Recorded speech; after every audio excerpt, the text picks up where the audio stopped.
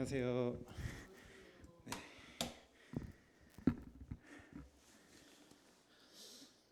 네. 죄송합니다.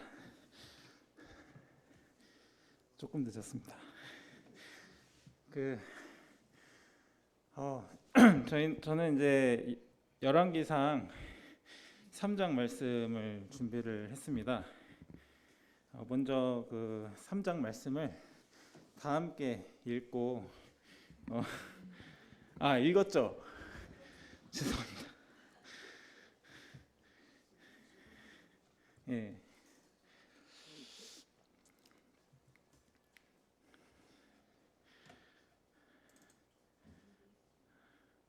사회자가 읽었기 때문에 제가 바로 말씀을 시작하도록 하겠습니다.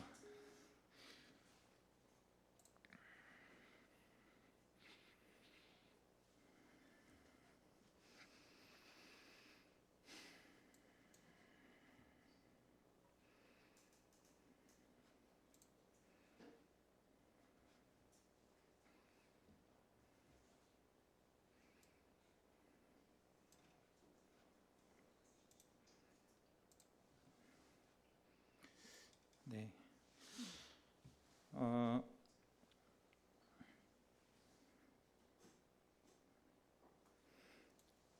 이제 3장 말씀에 대해서 잠시 이야기를 드리면, 이 3장에 대해서 3장 1절에서 3절의 내용은 솔로몬의 초기 통치 상황을 요약하고 있습니다. 그리고 4절에서 15절의 내용을 보시면 솔로몬의 기브온 산당에서의 제사와 하나님께서 만나 주셨던 그 내용들을 확인할 수 있었습니다. 그리고 마지막으로 16절에서 28절은 하나님께서 주신 그 지혜로 솔로몬이 지혜롭게 판결을 하는 내용들을 말씀하고 있습니다. 그래서 이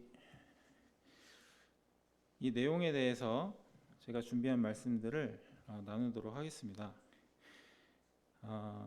먼저 솔로몬의 초기 통치 상황을 요약하고 있는 1절에서 3절의 내용을 보면서 말씀을 나누도록 하겠습니다. 솔로몬의 통치 초기 상황은 풍족하고 평화로웠습니다. 하지만 솔로몬의 인생 전체를 보았을 때 우리가 알고 있듯이 타락의 길로 빠지게 되는 것을 우리는 알고 있습니다. 이러한 상황 가운데 솔로몬의 모습에서 통치 초기부터 보여졌던 타락할 수밖에 없었던 그 요소들이 보이는데요. 동시에 또 번영의 시기가 지속될 수 있는 또 그런 긍정적인 요소들도 말씀에서 확인할 수 있습니다.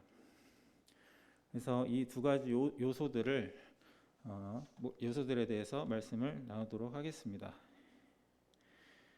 솔로몬의 통치 초기에 이 번영의 속에 숨어 있는 타락의 요소 중 첫 번째는 1절에 바로와 더불어 혼인 관계를 맺었다라는 것입니다. 이는 이방 여인과 결혼을 했다는 것입니다. 이러한 이방 여인과의 혼인은 결국 우상 숭배를 하게 되는 원인이 됩니다.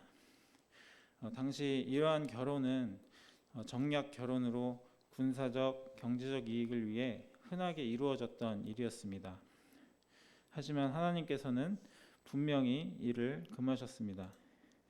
신명기 17장 17절에서 왕에 대해서 말하기를 아내를 많이 두어 그의 마음이 미혹되게 하지 말라고 분명하게 말씀하고 있습니다. 하지만 이 사람의 죄는 이 욕심으로부터 출발합니다. 이 욕심으로부터 사단이 만들어 놓은 작은 틈에 빠지게 되는 모습을 많이 보게 되는데요. 우리 역시도 삶을 살아가면서 이러한 경험을 하고 있기 때문에 경계해야 할 모습이라고 생각을 합니다. 두 번째, 솔로몬의 번영 속에 타락의 요소를 다음 2절에서 살펴보도록 하겠습니다. 2절에 백성들이 산당에서 제사하며, 그리고 3절에 솔로몬이 여호와를 사랑하고 그의 아버지 다윗의 법도를 행하였으나 산당에서 제사하며 분향하더라. 이 구절을 읽을 때 조금은 부정적인 뉘앙스가 느껴집니다. 산당은 이 산 위에 세워진 신전입니다. 그래서 영어로도 하이 플레이스라고 하고요. 이 히브리어로도 높은 곳이라는 의미를 갖고 있습니다. 이는 바알이나 아세라 우상을 숭배하는 곳이기도 하고 아주 부패한 곳이 바로 산당이라고 할 수 있습니다.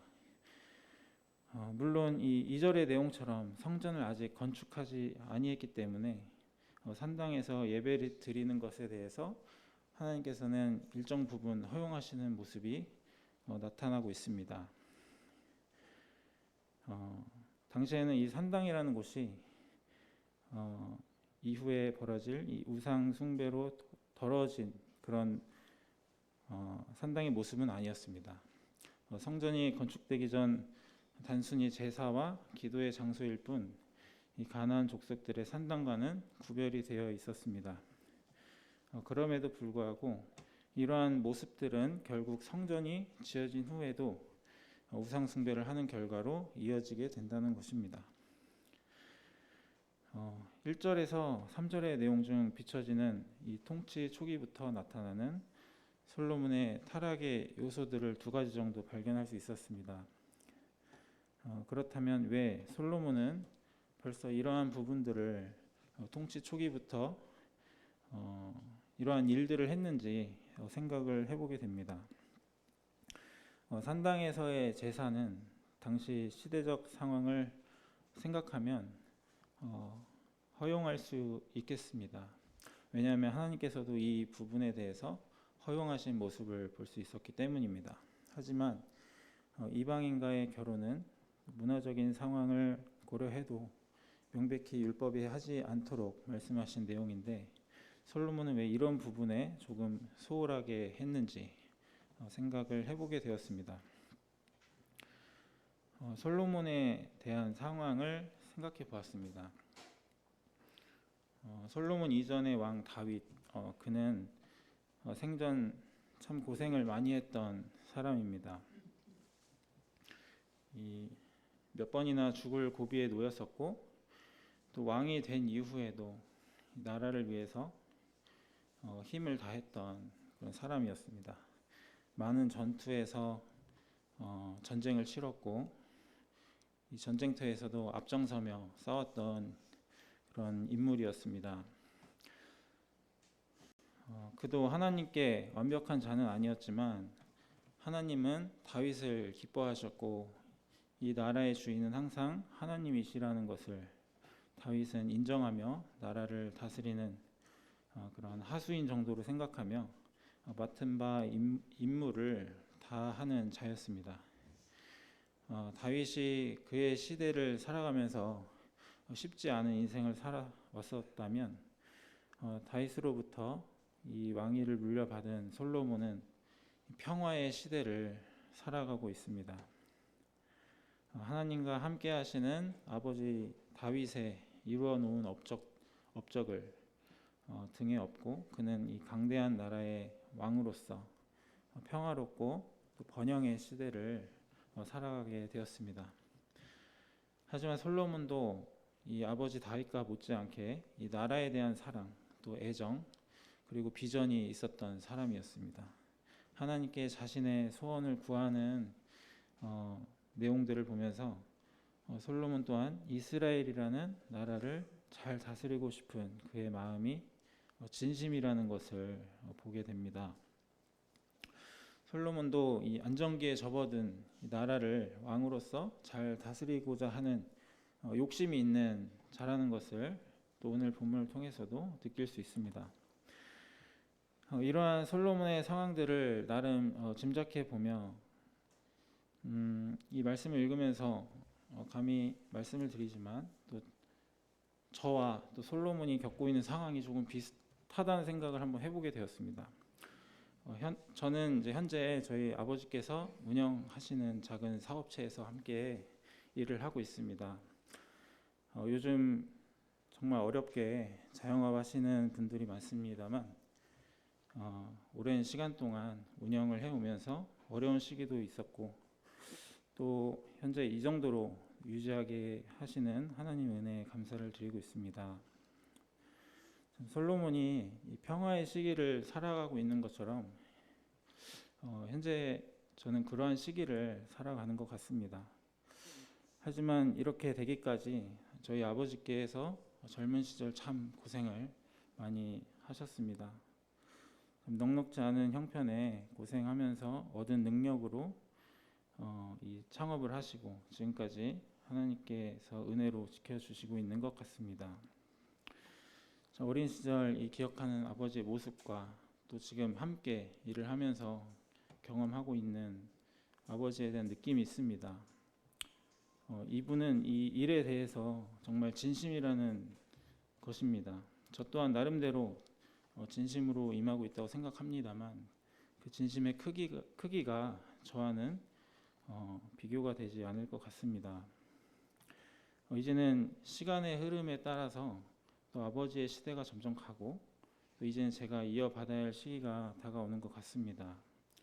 제가 운영을 하게 되는 때가 온다면 아버지와 함께 보낸 세월 동안 배운 것들을 발휘하게 될 수 있을 것입니다. 하지만 또 시대가 변하고 있는 가운데 그 시대가 요구하는 방식도 있을 것입니다. 그것에 더 친숙한 제가 나름대로의 계획이나 새로운 방법들을 도입할 수도 있겠습니다. 저는 이렇게 하고자 하는 이런 저만의 방법, 이런 젊은 시절의 힘을 세밀하게 보면 욕심이라고도 생각을 합니다. 솔로몬도 욕심이 있는 자였다고 생각합니다. 그 욕심을 가지고 정략 결혼으로 기질을 발휘하지 않았을까 생각을 해봅니다. 욕심은 나쁜 것은 아니라고 생각합니다. 하지만 그 욕심을 갖고 실행을 하기 전에 좀 더 이 마음을 면밀하게 살펴보아야 한다는 생각을 합니다. 저는 개인적으로 이 창업주의 정신에 대해서 계속 기억을 해야 한다고 생각하고 있습니다.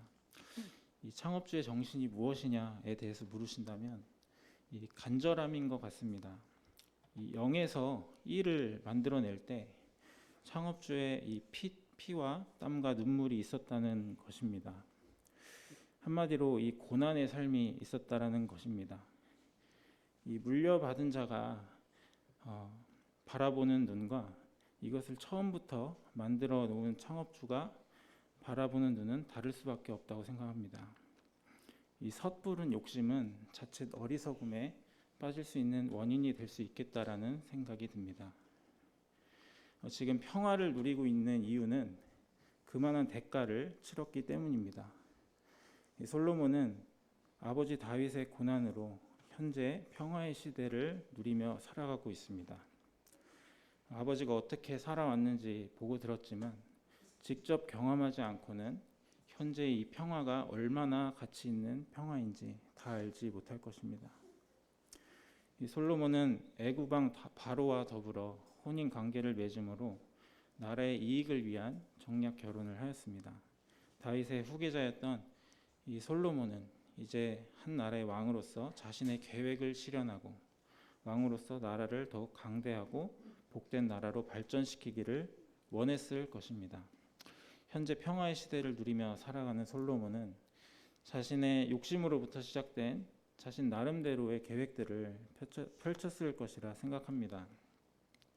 하지만 창업주의 정신에 대해 생각해 보는 것처럼 하나님께 조금 더 여쭤보고 조금 더 깊게 생각하는 행보를 걸었어야 하지 않았을까 생각을 해봅니다.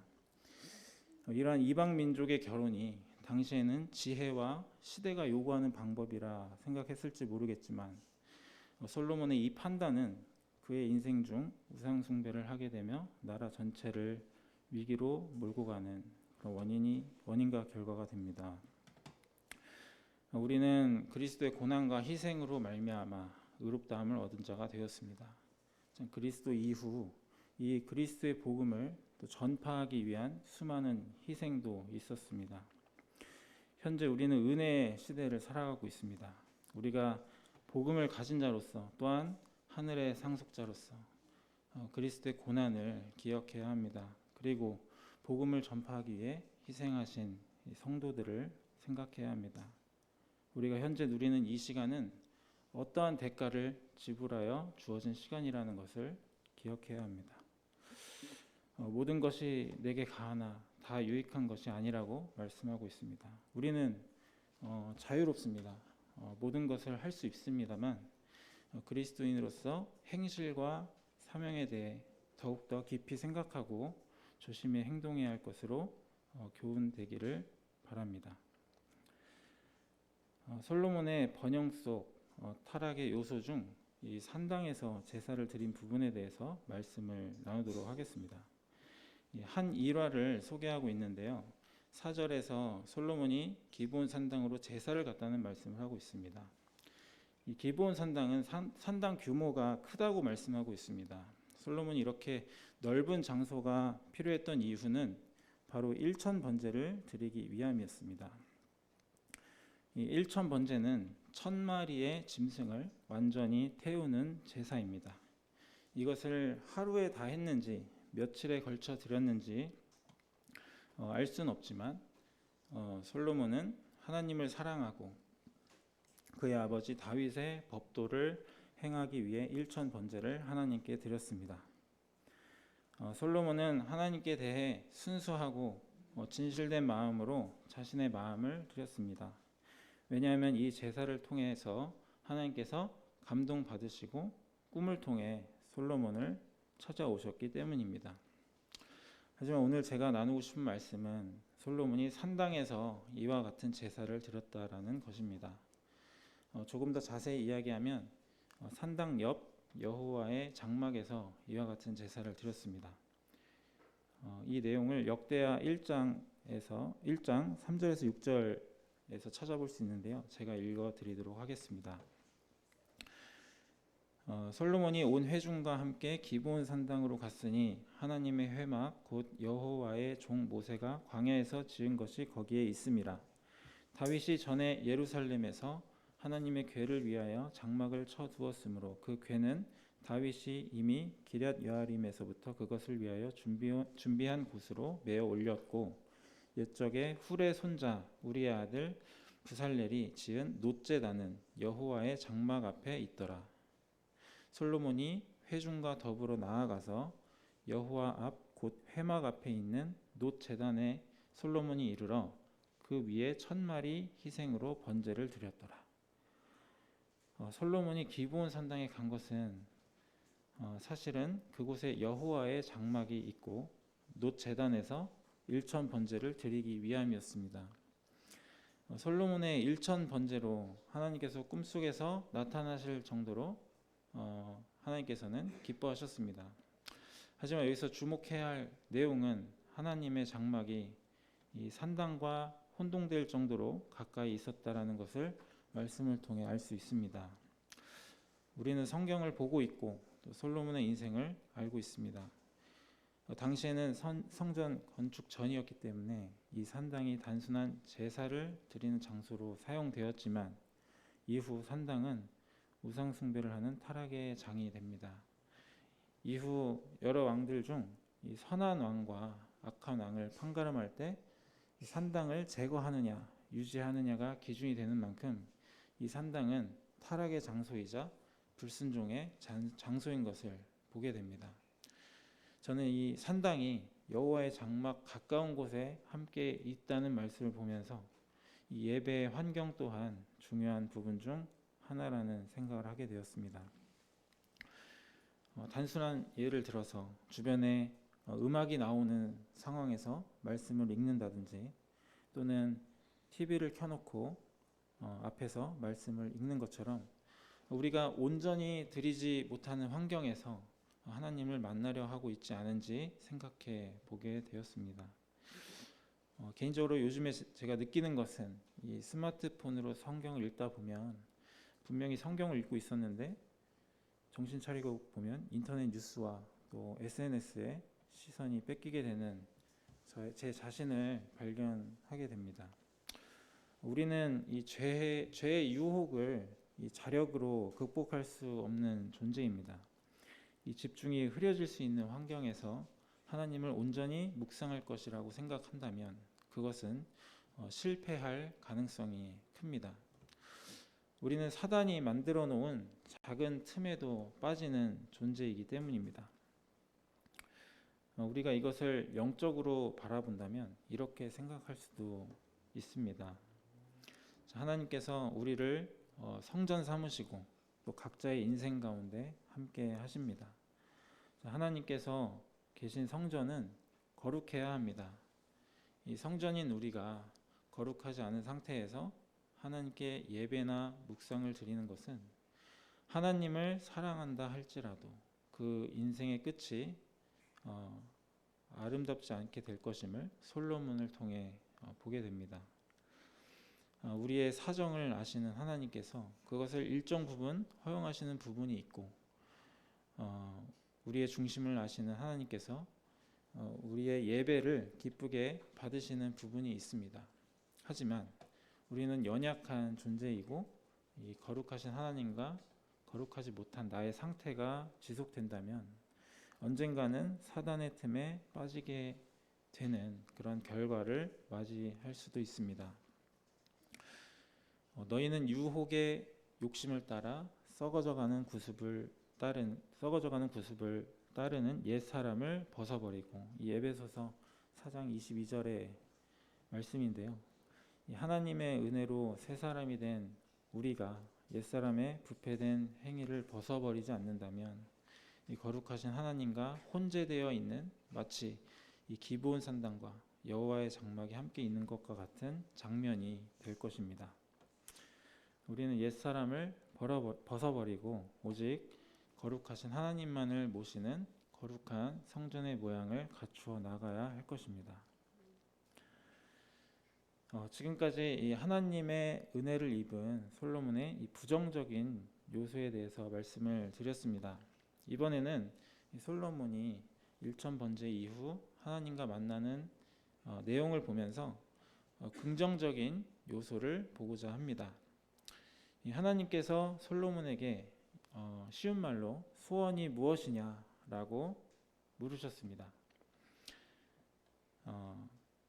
그랬을 때 이 답변한 소원 속에 이 나타난 솔로몬의 믿음이 무엇인지 나눠보는 시간을 갖도록 하겠습니다.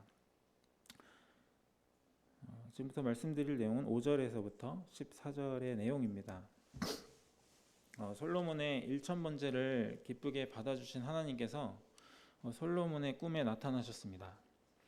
하나님께서는 내가 내게 무엇을 줄고 너는 구하라. 마치 솔로몬은 백지 수표를 받은 것과 같은 상황입니다. 이 말하는 모든 것을 다 들어주겠다는 하나님의 말씀입니다. 하나님께서 이 소원을 물으셨을 때 솔로몬이 어떠한 대답을 했는지 다음 6절부터 9절까지의 내용에서 확인할 수 있습니다. 솔로몬이 어떤 답변했는지는 이 결론부터 말씀드리면 모두가 아시는 바와 같이 지혜를 구했습니다. 우리가 솔로몬을 지혜의 왕이라고 부르는 이유입니다. 그렇다면 솔로몬은 왜 지혜를 얻기를 원했는지 생각을 해보게 되는데요. 그것은 바로 솔로몬은 하나님을 사랑하고 이스라엘을 사랑했기 때문입니다. 이 소원을 말했을 때 그 소원의 내용은 아마 그 사람의 평소 생각하는 가치관과 매우 관련이 있을 것입니다. 왜냐하면 소원은 자기 자신이 가장 중요하게 생각하거나 자신의 부족한 것을 채울 수 있는 것들을 보통 말하기 때문입니다. 솔로몬은 일천 번제를 하나님께 드리는 자였던 것만큼 하나님을 사랑했습니다.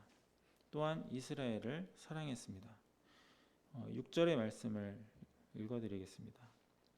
솔로몬이 이르되 주의 종 내 아버지 다윗이 성실과 공의와 정직한 마음으로 주와 함께 주 앞에서 행함으로 주께서 그에게 큰 은혜를 베푸셨고 주께서 또 그를 위하여 이 큰 은혜를 항상 주사 오늘과 같이 그의 자리에 앉을 아들을 그에게 주셨나이다. 이 솔로몬은 어린 시절 하나님께 성실과 공의와 정직한 마음으로 하나님 앞에서 행했던 이 아버지 다윗의 모습을 기억하고 있습니다. 이것은 아버지 다윗이 하나님을 어떠한 태도로 섬겼는지 어린 시절부터 유심히 지켜보았던 것 같습니다. 이 다윗의 다른 아들들은 하나님을 반역했지만 이 솔로몬만큼은 어린 시절부터 하나님께 관심이 있었다라는 것을 느끼게 합니다. 이 솔로몬이 다윗이 이와 같이 하나님 앞에서 행했을 때 은혜를 주셨다라는 것을 경험했습니다. 솔로몬은 이스라엘을 사랑하는 마음으로 어린 시절부터 경험한 것을 기억하며 하나님께 나아가 그의 소원을 말씀드리고 있다고 여겨집니다. 사랑하는 성도 여러분, 우리에게 하나님께서 소원이 무엇이냐 물으신다면 우리는 무엇이라 답변하시겠습니까? 우리의 평소의 믿음, 평소의 가치관이 우리의 소원이 될 것입니다. 하나님을 사랑하고 그가 책임져야 할 이스라엘 백성을 사랑했던 이 솔로몬의 모습을 보며 우리의 각자에게 교훈이 되기를 원합니다. 이번에는 이 솔로몬의 번영 속 긍정적인 요소 중 자신의 부족함을 인정하고 고백할 줄 아는 솔로몬에 대해 말씀을 나누고자 합니다. 이스라엘의 왕으로서 솔로몬은 그의 아버지처럼 하나님을 사랑하는 마음과 이 치세 초기였던 당시 이스라엘을 사랑하는 마음으로 백성들을 잘 다스리고 싶었습니다. 하지만 솔로몬은 동시에 자신의 부족한 부분들도 알고 있었습니다. 7절에서 종은 작은 아이라 출입할 줄을 알지 못하고 이는 자신이 아직 미성숙한 사람이라는 것을 표현하고 있는 것입니다. 당시 솔로몬의 나이가 20대인 것으로 추정하고 있습니다. 우리가 삶을 살아가다 보면 인정을 잘 하지 못하는 자신을 발견하게 됩니다. 이 간단한 예를 들어 두 사람이 이야기를 하고 있습니다. 한 사람이 자신의 생각을 이야기를 합니다. 그럼 다른 한 사람이 그 이야기를 듣고 이렇게 이야기할 것입니다. 아니 그게 아니라 이게 제 흔한 말로 안이병이라고 말을 많이 하곤 합니다. 이 안이병은 이 자가 진단이 가능합니다. 한번 해보시면 저희가 이제 대화를 해보다가 이 안이부터 이야기가 나온다면 그런 안이병에 걸렸을 가능성이 있습니다. 그런데 일단은 우리가 아니라고 먼저 이야기를 막 하는 것 같습니다. 그러다 보면 그 상대방이 이야기한 말이 맞는 경우가 있습니다. 그러니까 아니라고 얘기해놓고서는 그 사람의 이야기를 똑같이 따라한 거죠. 그러니까 세월이 가면 갈수록 또 다른 사람을 인정하지 않는 그런 자신을 발견하는 것 같습니다. 또한 내 자신 또한 인정하지 않는 그런 모습들도 발견할 수 있습니다. 나의 부족한 부분, 나의 잘못, 나의 부정적인 부분에 대해서 인정하지 않고 오히려 다른 이를 탓함으로써 나의 입장을 정당화하는 경우가 우리는 종종 있습니다. 다른 이들의 장점이나 이룬 그 업적에 대해서 폄하하기도 합니다. 요즘에 이 자기 객관화라는 말이 많이 들리는 것 같습니다. 이 자기 객관화라는 말 그대로 자기 자신을 객관적인 시각으로 바라본다라는 것입니다. 우리는 자기 자신을 이 주관적으로 바라보는 경우가 매우 자연스럽기 때문에 이 언행이 불일치되는 경우가 많습니다. 그래서 이 젊은이들 사이에서 자기 객관화가 안 되는 사람들을 꼰대라고 하죠. 이 꼰대라고 부르는 것 같습니다. 그래서 이 요즘 이 소통이 중요시되는 시대에 이 자기 객관화가 되느냐 안 되느냐, 이것은 대화가 되느냐 안 되느냐의 기준이 되는 것 같습니다. 이 솔로몬은 자기 자신의 부족함을 잘 알고 있었고, 그것이 나의 부족함이라고 인정하고 하나님께 나아갔습니다. 그의 부족함은 미성숙함이었습니다. 그 미성숙은 20대를 보내고 있는 솔로몬에게 경험 부족의 이유도 있었을 것입니다. 8절의 내용처럼 셀 수 없을 만큼 많은 백성을 다스리기 위해서 이 솔로몬이 자기가 부족한 모습을 아는데 이 많은 백성들을 다스리려고 생각하면 얼마나 불안했겠습니까? 이 이스라엘을 사랑하는 솔로몬은 이 왕국을 잘 다스리고 싶은 욕심이 있는 자였습니다. 하나님께 소원을 말하기 이전에 자신의 부족함이 무엇인지 인정하고 고백합니다. 솔로몬은 왕의 위치에 있었지만 자신의 부족함을 인정하고 고백할 줄 아는 사람이었습니다. 그랬을 때 하나님께서 그와 소통하기 원하시는 것입니다. 자신의 위치보다는 하나님 앞에서의 한 사람으로서 진실한 마음으로 고백하고 인정하는 모습, 즉 하나님 앞에서 겸손한 모습으로 하나님께 나아가야 합니다. 사랑하는 성도 여러분, 주위 사람들과 소통하기가 어려우십니까? 그렇다면 그 사람을 인정하십시오. 그리고 내 자신의 부족함을 인정하십시오. 하나님과 교제가 되지 않습니까? 그렇다면 하나님 앞에서 나의 모습을 인정하십시오. 그리고 하나님을 인정하십시오. 솔로몬의 인정하는 모습을 보며 묵상하고 또 우리의 삶에 변화가 있기를 원합니다. 다음으로는 솔로몬이 하나님께 본격적으로 자신이 원하는 소원이 무엇인지 말씀드리는 장면이 나오게 됩니다. 솔로몬의 소원은 우리가 알고 있듯이 지혜를 얻는 것이었습니다. 솔로몬이 지혜를 달라 했을 때 하나님께서는 솔로몬을 기뻐하셨습니다. 이 내용을 보면서 첫 번째, 지혜란 무엇인가? 하나님께서 기뻐하시는 소원은 무엇인가? 이 두 가지를 묵상한 것을 나누도록 하겠습니다. 첫 번째, 지혜란 무엇인가 생각해 본 것을 나누겠습니다. 이 솔로몬은 하나님께 지혜를 달라는 표현을 이렇게 했습니다. 9절의 내용을 읽어드리겠습니다. 듣는 마음을 종에게 주사 주의 백성을 재판하여 선악을 분별하게 하옵소서. 듣는 마음을 달라고 구했습니다. 솔로몬은 왕으로서 나라를 통치하는 통치자인 동시에 최고 재판관이었습니다. 올바르고 지혜로운 판결을 통해서 왕의 권위를 인정받게 되는 만큼 이 재판은 왕에게 있어 중요한 업무 중 하나였습니다. 그렇기 때문에 올바른 판결을 내리는 일에 있어 지혜는 중요한 덕목 중 하나이고 솔로몬은 지혜가 필요했습니다. 솔로몬은 하나님께 듣는 마음을 달라고 요청했습니다. 이 히브리 원어에 듣는 마음이라는 말에 지혜로운 마음이라는 의미가 있습니다. 또한 듣는 마음이라는 말에는 순종하는 마음의 뜻도 가지고 있습니다. 지혜로운 마음은 이 듣는 마음이자 순종하는 마음입니다.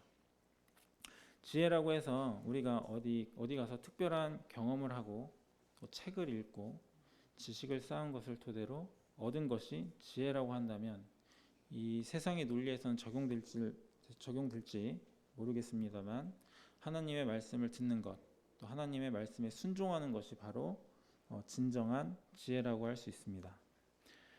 약속을 받았지만 모세가 약속의 땅에 들어가지 못한 이유가 무엇입니까? 바로 불순종입니다. 마치 우리는 자기가 반석을 쳐 물을 내는 것과 같은 행위가 지혜라고 생각합니다. 하지만 진정한 지혜는 듣는 마음입니다. 왜 과거 여리고성 전투에선 승리하였고 아이성 전투에서는 패배하였습니까?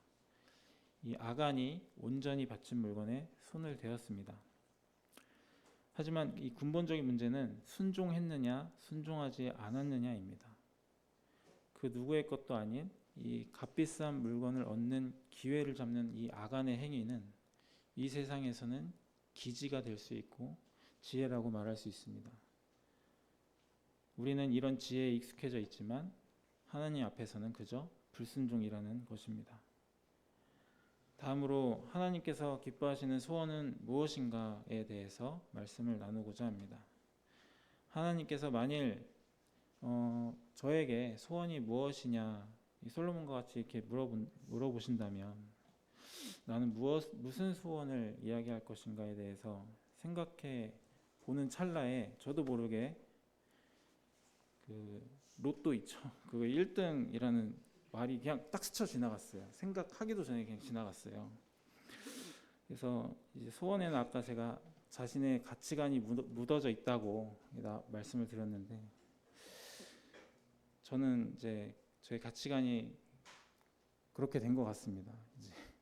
이제 좀 결혼 이후에 좀 그런 돈에 대한 그런 것들이 자꾸 꾸준히 생각이 드는 것 같습니다. 그래서 이런 잘못된 생각을 가지고 있으니까 하나님께서는 저에게 소원을 물어보지 않는 것 같습니다. 우리의 가치관은 하나님이어야 합니다. 하나님을 사랑하는 소원은 우리가 하나님을 사랑하는 이 솔로몬은 이 나라를 잘 다스리고자 하는 마음이 우선순위였던 자였습니다. 솔로몬의 소원에는 그 마음이 아주 잘 녹아져 있었습니다. 하나님께서 기뻐하시는 소원은 하나님이 원하시는 것을 구하는 것입니다.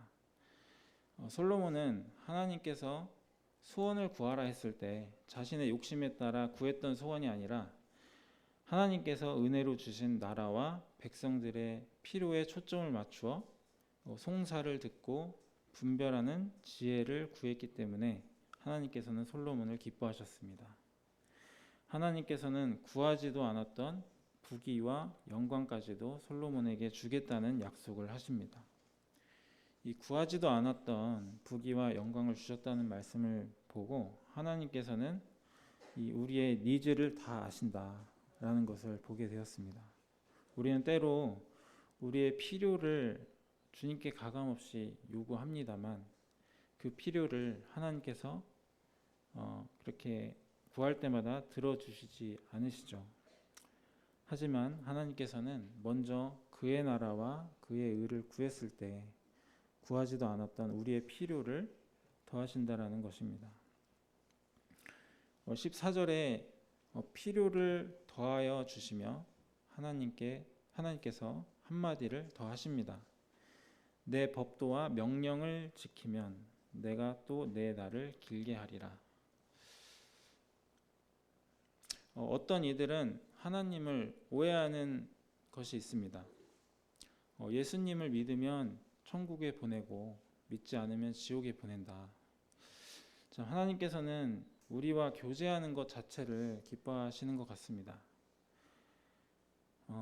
이 자식은 자기가 필요한 것이 있으면 부모를 찾아가는 것 같습니다.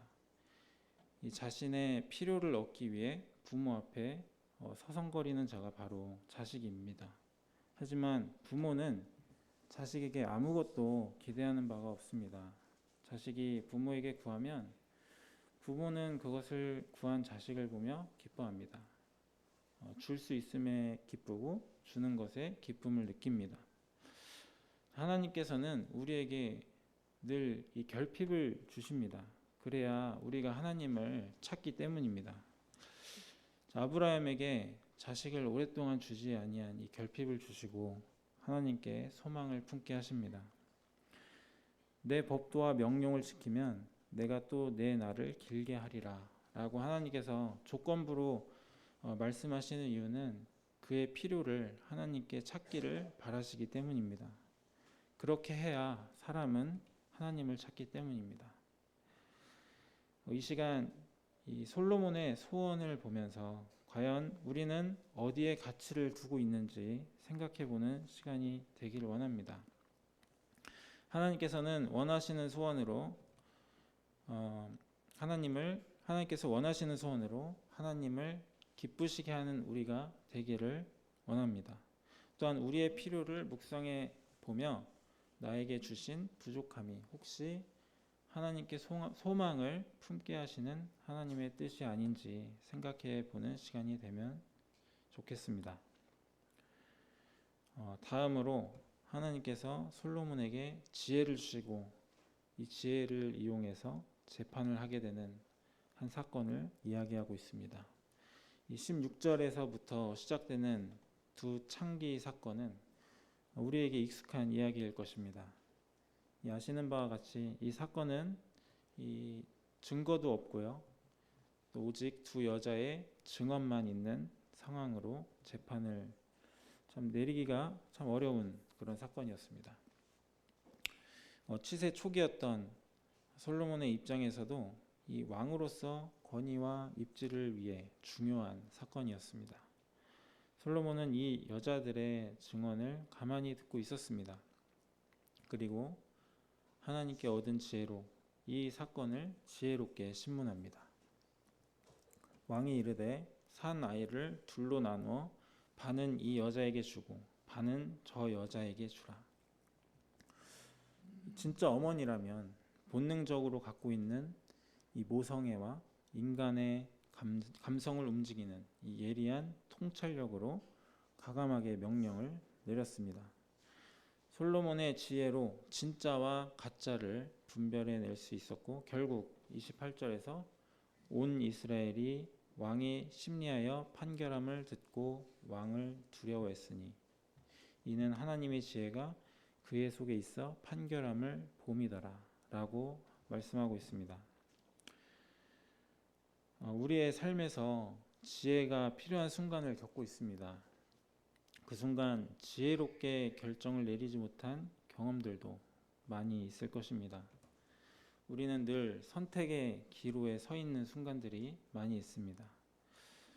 과거에 A와 B 중 A를 선택했더라면 나는 지금 어떤 삶을 살고 있을까? 과연 지혜는 어떤 것이고 어떻게 얻을 수 있는지 오늘 본문을 통해서 알아보고 이 시간을 마치고자 합니다. 첫 번째로 이 지혜의 근원은 하나님이라는 것입니다. 솔로몬이 얻은 지혜는 하나님의 지혜였습니다. 그 누구도 해결할 수 없을 것 같은 문제를 명쾌하고 완벽하게 해결할 수 있었습니다. 솔로몬이 하나님께 이 지혜를 얻지 못했더라면 그는 재판을 진행할 수 없었을 뿐 아니라 또 왕으로서의 입지 또한 굳건히 할 수 없었을 것입니다. 두 번째로 이 지혜는 기도로 얻을 수 있습니다. 솔로몬이 이 지혜를 얻을 수 있었던 것은 1000번째 이후 하나님께서 만나 주셨기 때문입니다. 그가 하나님을 온 마음과 힘을 다하여 사랑했음을 보게 됩니다. 그 결과 하나님께 자신의 소원을 구할 수 있는 기회를 얻고 하나님께서 지혜라는 소원을 구한 것에 기뻐하시며 그 소원을 이루어 주셨습니다. 세 번째로 지혜는 세상을 놀라게 합니다. 28절에 온 이스라엘이 그 판결함을 듣고 두려워했다고 했습니다. 즉 솔로몬이 소유한 하나님의 지혜가 세상을 놀라게 했다는 것입니다. 하나님의 지혜는 문제를 완벽하게 해결할 수 있는 능력이 있습니다. 하나님과 사람 사이에 특별한 관계가 깨지고 또 죽을 수밖에 없는 우리들을 다시 하나님의 자녀로 삼아주신 것도 하나님의 지혜의 결과입니다. 이처럼 하나님의 지혜는 놀랍고 완벽하며 명쾌합니다. 우리는 이 혼란스러운 시대에 살아가고 있습니다. 이 고유한 가치가 무너진 세상을 살아가고 있습니다. 이 단적인 예로 이 성별의 구분이 사라지고 있는 시대입니다. 세상에서는 그러한 현실을 교육하고 또 무분별한 인간 존중과 인권을 가르치고 있습니다. 이러한 시대에 그리스도인으로서 최소한 우리 자녀와 교회를 지키기 위해서는 하나님의 지혜가 필요할 것입니다. 지혜의 근원은 하나님께 있으며 기도로 이 지혜를 얻을 수 있다는 것입니다. 이 지혜는 세상을 두렵게 할 만큼 놀라게 할 수 있습니다. 하나님의 지혜를 얻고 이 세상의 진짜와 가짜를 분별할 수 있는 성도가 되기를 바랍니다. 오늘 본문을 통해서 하나님 앞에서 솔로몬의 이 긍정적이고 부정적인 모습을 통해 묵상한 말씀을 전달을 해드렸습니다. 오늘의 말씀을 통해서 성도 여러분들께서 교훈이 되셨길 바라며 말씀을 마치도록 하겠습니다. 기도하고 마치겠습니다.